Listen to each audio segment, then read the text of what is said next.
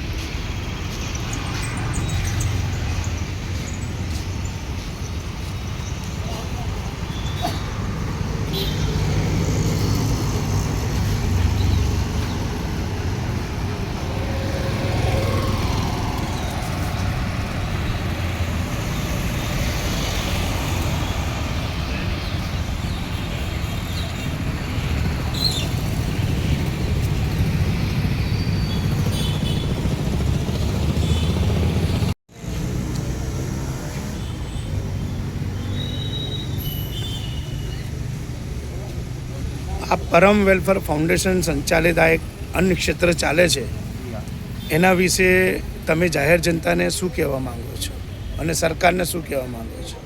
અમે 2011થી આ સેવાનું કાર્ય શરૂ કર્યું છે। એ પહેલાં પણ રામ ભરોસે અન્ન ક્ષેત્ર તરફથી થતું હતું, એટલે આ સેવાનું કાર્ય છેલ્લા 40 વર્ષથી આ જ જગ્યાએ થઈ રહ્યું છે અને રોજે 200 માણસો ભિક્ષુક વગેરે જમવા આવે છે અને એનો લાભ અમે લઈ રહ્યા છીએ।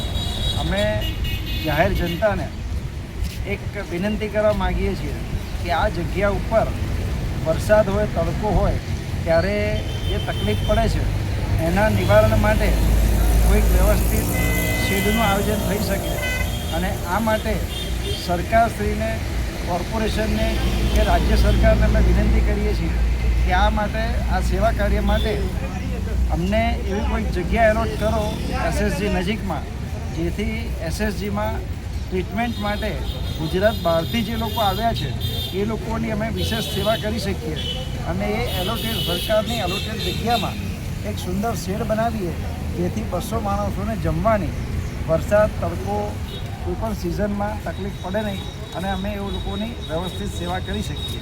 એવી રીતે જાહેર જનતા અને સરકારશ્રીને અમારા તરફથી એટલે કે પરમ વેલફેર ફાઉન્ડેશન વતી દીપક ગાંધીની એક નમ્ર અપીલ છે।